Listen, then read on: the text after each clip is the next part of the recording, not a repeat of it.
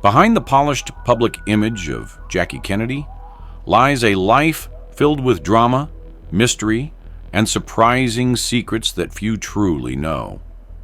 From her high-profile romances and cultural contributions to her battles with the press and personal struggles, Jackie's life was far more nuanced than it appeared to the public. Secret 1. Her early career in journalism. The first lesser-known chapter of Jackie Kennedy's life was her early career in journalism. Long before she became the iconic First Lady of the United States, Jacqueline Bouvier built a professional career after an impressive academic journey that included studies at Vassar College, time at the Sorbonne in Paris, and a degree from George Washington University. Jacqueline Bouvier landed her first job at the Washington Times-Herald in 1951 as the Inquiring camera girl. This role allowed her to explore her passion for writing and photography while offering a glimpse into the lives and opinions of everyday Americans. As the paper's Inquiring camera girl, Jackie roamed the streets of Washington, D.C., engaging with people from all walks of life. Her assignment was straightforward, yet engaging. Ask strangers thought-provoking questions on topics such as politics, relationships, personal finance, and cultural issues.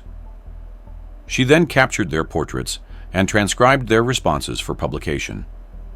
This column provided a unique perspective on public sentiment at the time and gave Jackie the opportunity to hone her communication skills, an ability that would later become one of her greatest strengths as a public figure. Her role as a reporter also brought her face-to-face with key political figures, one of whom was Richard Nixon.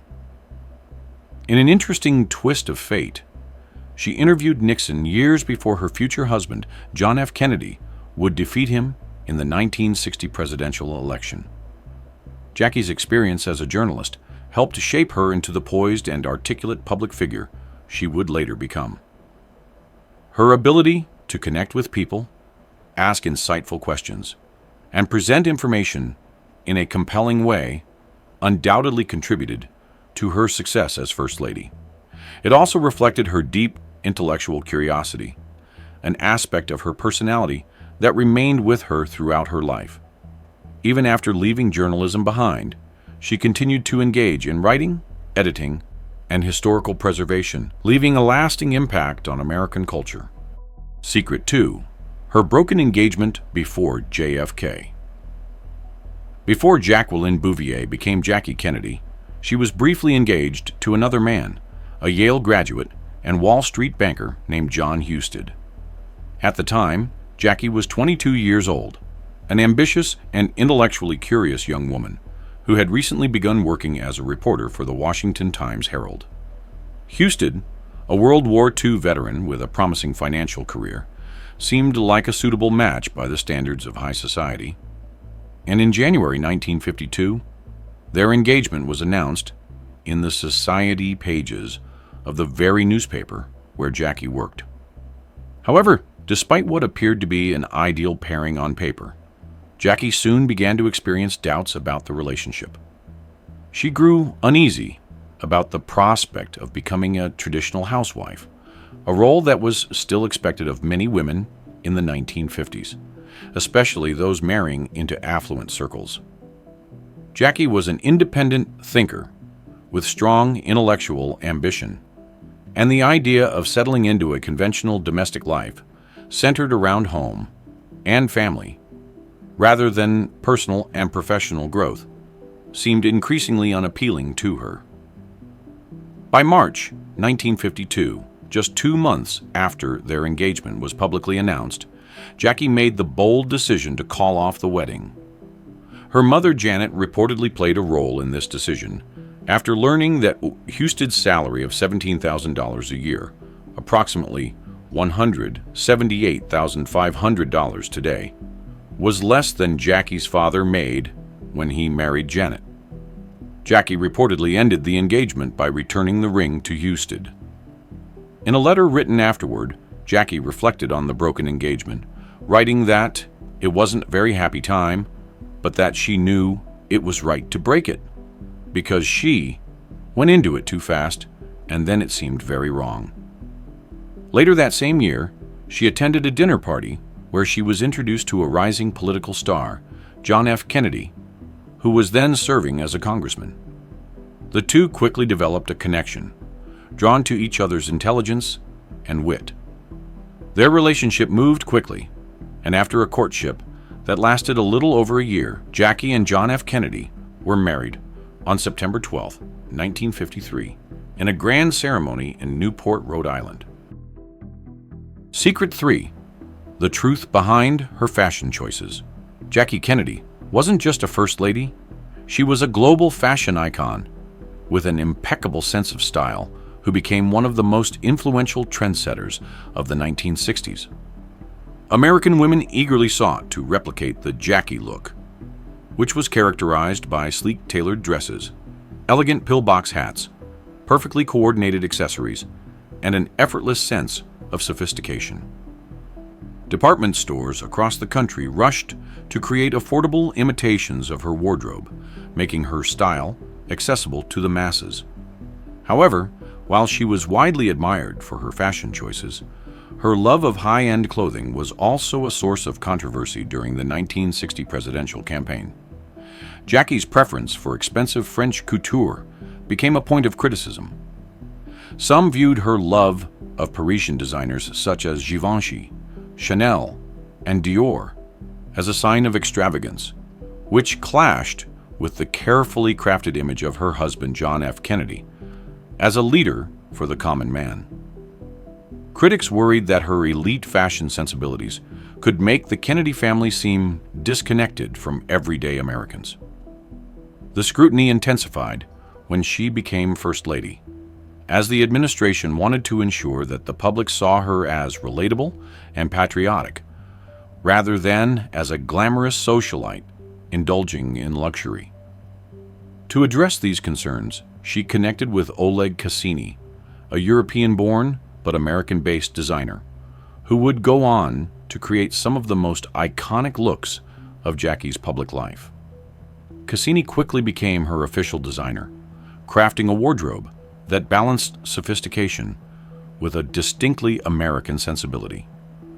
Over the years, he designed more than 300 of her outfits, including the famous A-line dresses, structured coats, and elegant evening gowns that defined her time as First Lady. His contributions were so significant that he later dubbed himself the First Lady's Secretary of Style. Under Cassini's influence, Jackie's wardrobe retained its high fashion elegance while simultaneously projecting a more accessible image. The result was a perfectly curated public persona, one that exuded both luxury and modern American refinement. Her style choices were not just about aesthetics. They were an essential part of the Kennedy administration's carefully managed image. Secret 4. Her White House renovation project. When Jackie Kennedy moved into the White House in 1961 as the nation's new First Lady, she was shocked by what she found. Despite being one of the most important residences in the world, the White House lacked historical significance in its furnishings and decor. Many of the rooms had been redecorated in ways that ignored the building's heritage, filled with modern mass-produced furniture that stripped the mansion of its character. Determined to restore the White House to its rightful place as a symbol of American history and culture, Jackie launched one of the most ambitious renovations the building had ever seen. With her keen eye for style and appreciation for fine art, Jackie quickly got to work on her vision for the project. However, the budget allocated for renovations, just $50,000, was quickly exhausted. Undeterred, she devised a new plan.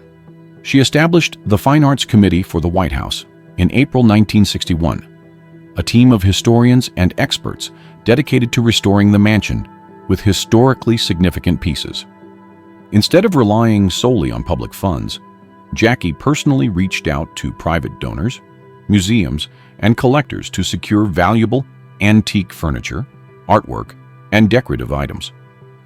Her committee was chaired by Henry Francis Dupont, a wealthy, well-connected, and highly respected expert in American decorative arts.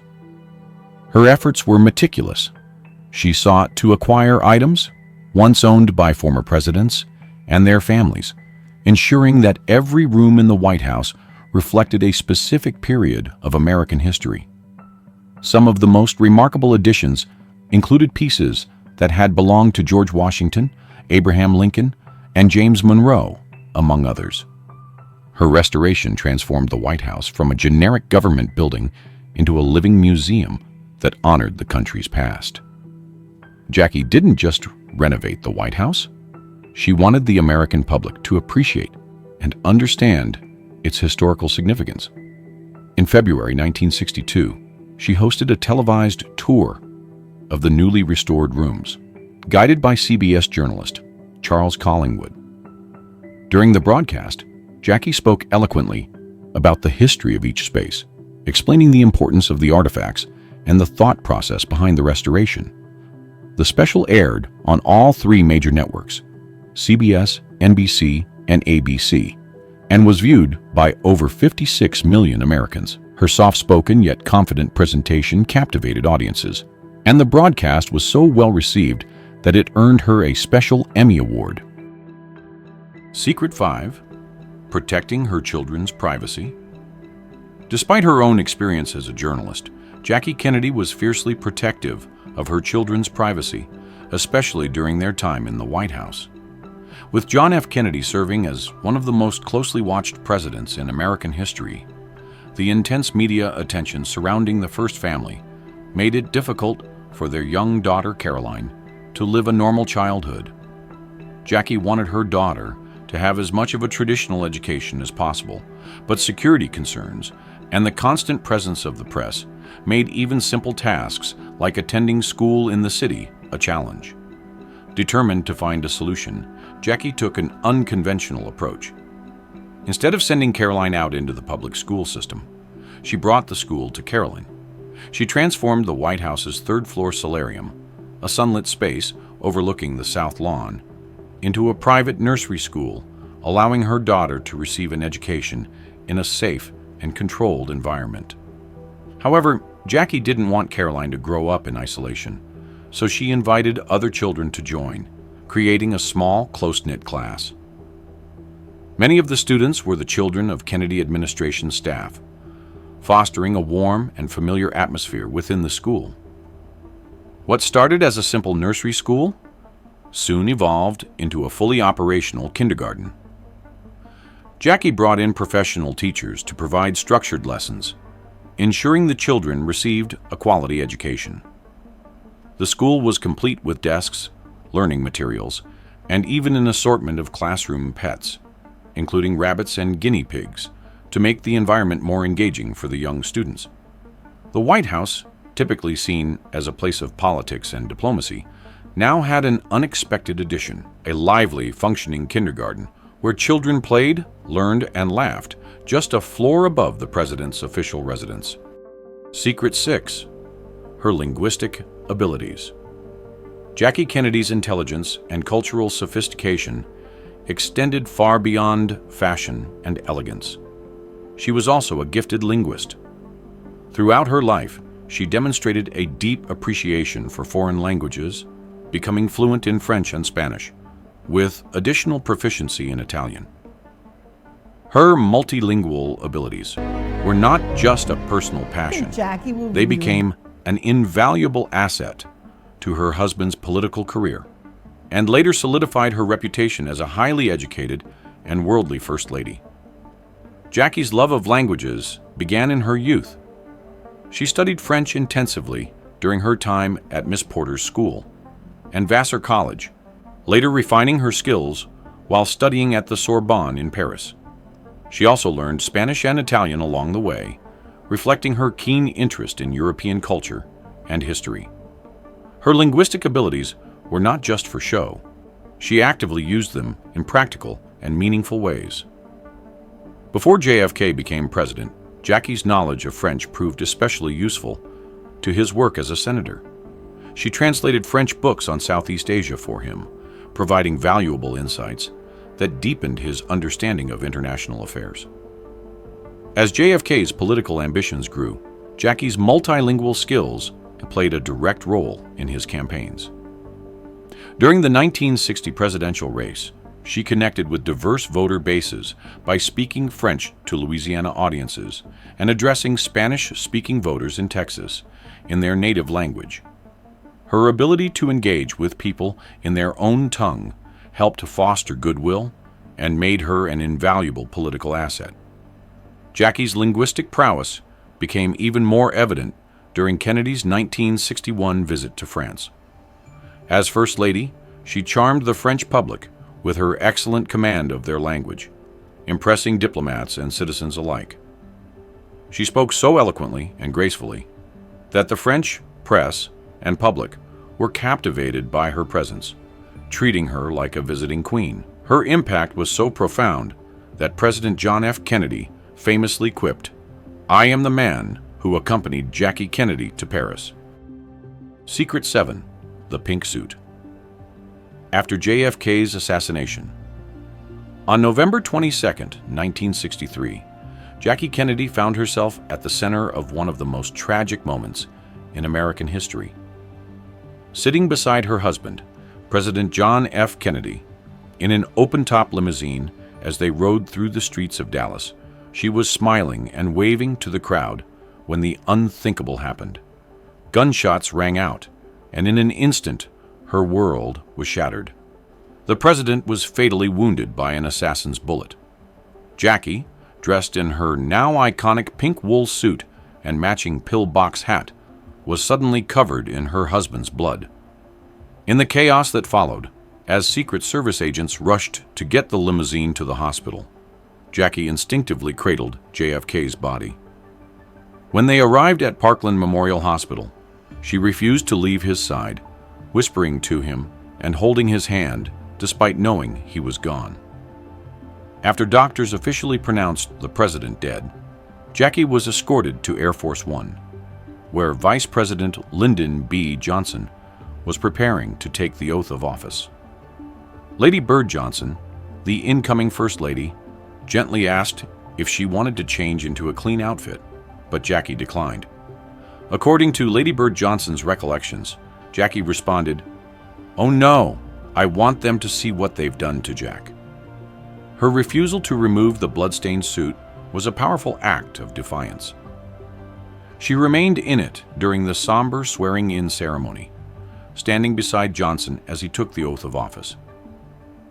The images captured that day, her face vacant with shock, her clothes still marked by the assassination, became some of the most haunting visuals of the tragedy. Jackie finally changed out of the suit later that night after returning to Washington, but by then, the world had already seen the devastating aftermath of the assassination. The pink suit, still stained with JFK's blood, was preserved and is now held in the National Archives. However, its accompanying pillbox hat was lost amidst the confusion of the day and has never been recovered.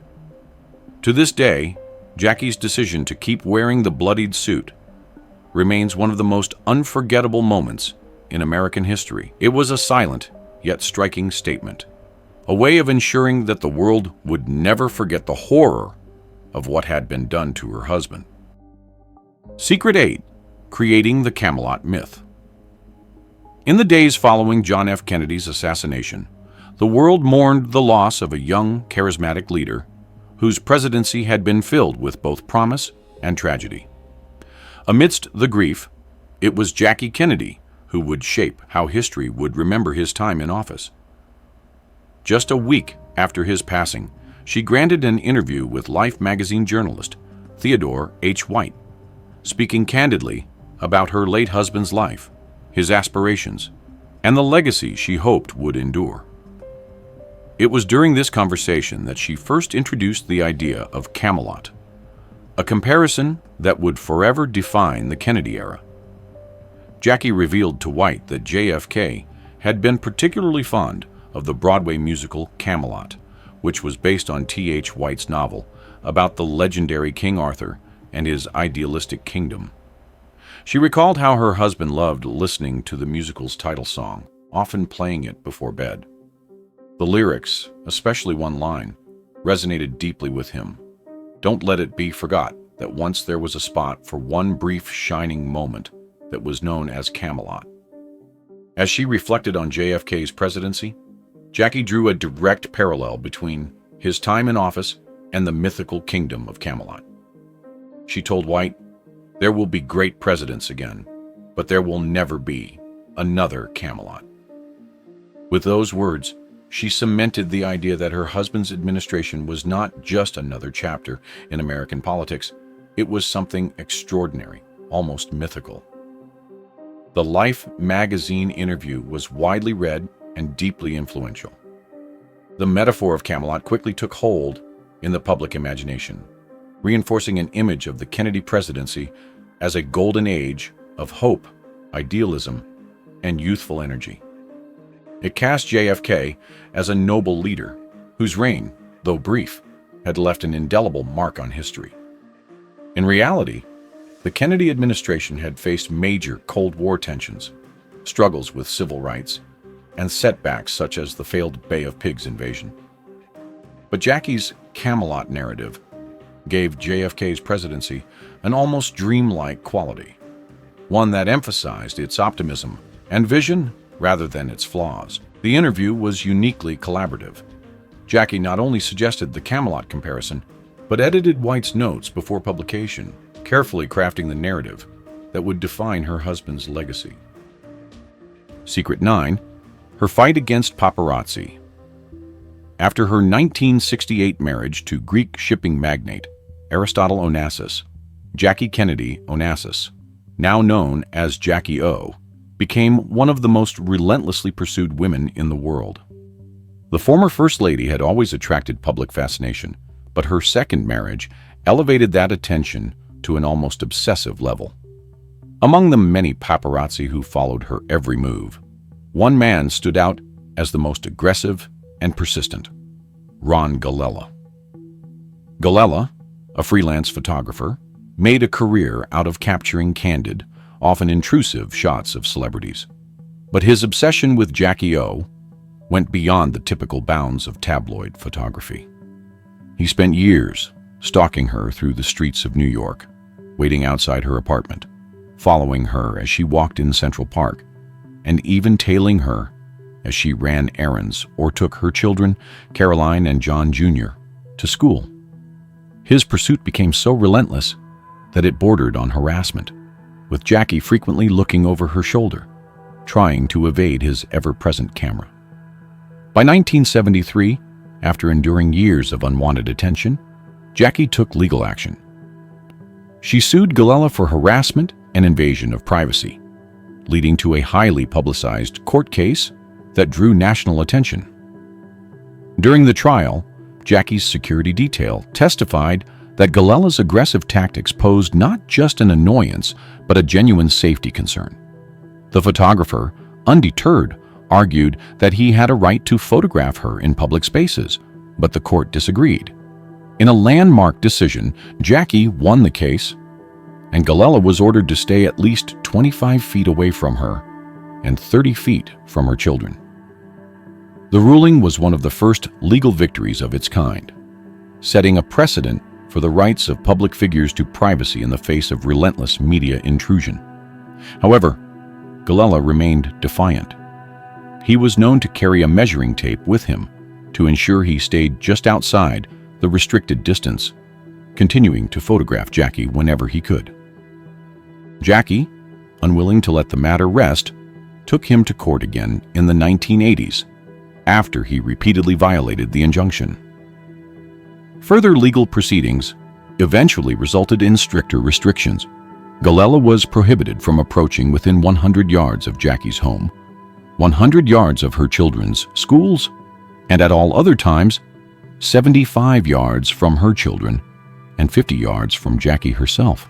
These legal actions finally forced Galella to back off, though the case left a lasting impact on the paparazzi industry, raising critical discussions about the ethical limits of celebrity photography and the fine line between journalism and harassment.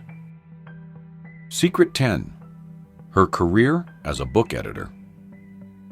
Jackie Kennedy Onassis had always possessed a deep love for literature, and after the passing of her second husband, Aristotle Onassis, in 1975, she channeled that passion into a new career.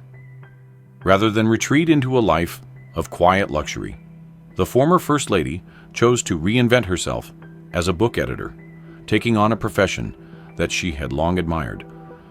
She moved to New York City and, at the age of 46, embarked on a new chapter in the publishing world. Jackie's first role in the industry was as a consulting editor at Viking Press, where she started with a modest salary of $10,000 a year.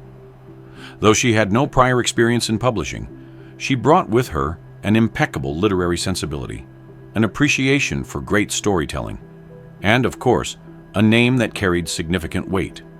However, she was determined to earn respect on her own merits rather than rely on her famous identity.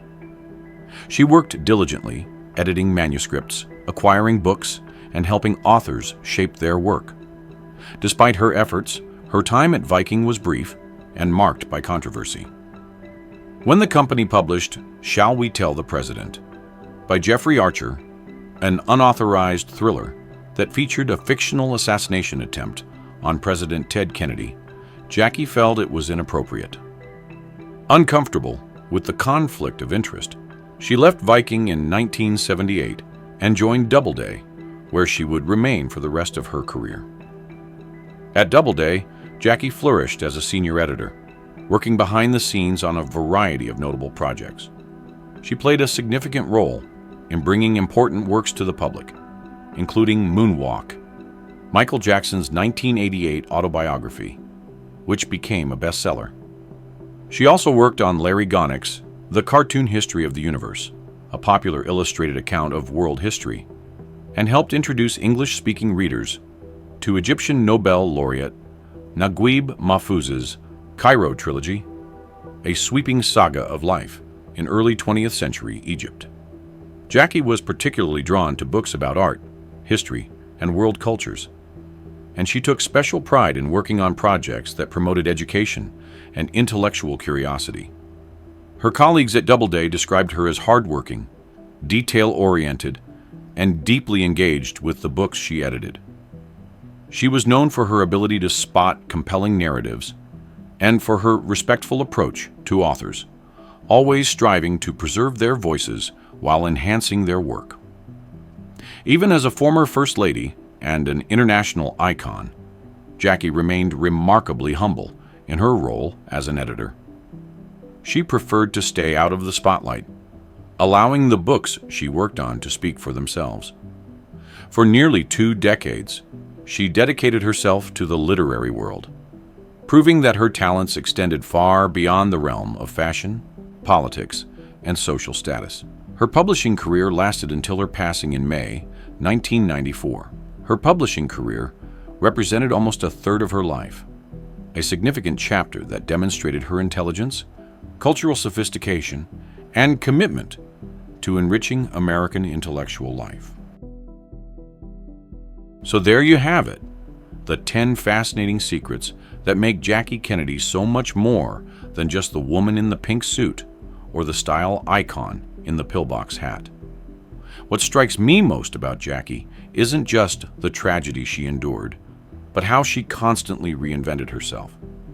From journalist to reluctant political wife, from preservation advocate to privacy pioneer, and finally to respected book editor, she never let the world define her. Looking at Jackie's life through these lesser-known chapters, I'm struck by her incredible resilience. This wasn't just a fashionable First Lady who happened to be in the right place at the right time. This was a fiercely intelligent, multilingual, strategically brilliant woman who shaped American history on her own terms. Maybe that's the biggest secret of all, that beneath the carefully cultivated image and behind those signature sunglasses was a woman who refused to be just a footnote in her husband's story. Instead, she crafted multiple successful lives for herself while protecting her children, preserving history, and ultimately defining how we remember Camelot itself. In many ways, Jackie Kennedy was America's first modern celebrity, someone who understood the power of image and narrative decades before social media made everyone image conscious. Her battle against paparazzi set legal precedents we still rely on today.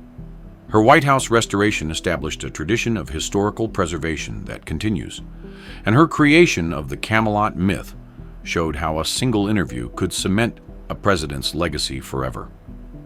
Jackie Kennedy wasn't just a witness to history. She was its architect, its editor, and sometimes its most formidable guardian. Behind the composed First Lady who captivated America stood a woman of startling contradictions. A journalist who later fought against the press, a fashion icon who used style as emotional armor, and a deeply private person thrust onto the world's most public stage. This is the Jackie Kennedy they never taught you about. If you enjoyed diving into these fascinating secrets about Jackie Kennedy, hit that subscribe button and ring the bell so you don't miss our next deep dive into the hidden lives of Golden Age Hollywood icons. Drop a comment with your favorite Jackie Kennedy moment or which classic Hollywood figure you'd like me to cover next. Until then, remember what Jackie knew so well. History is written by those brave enough to shape it.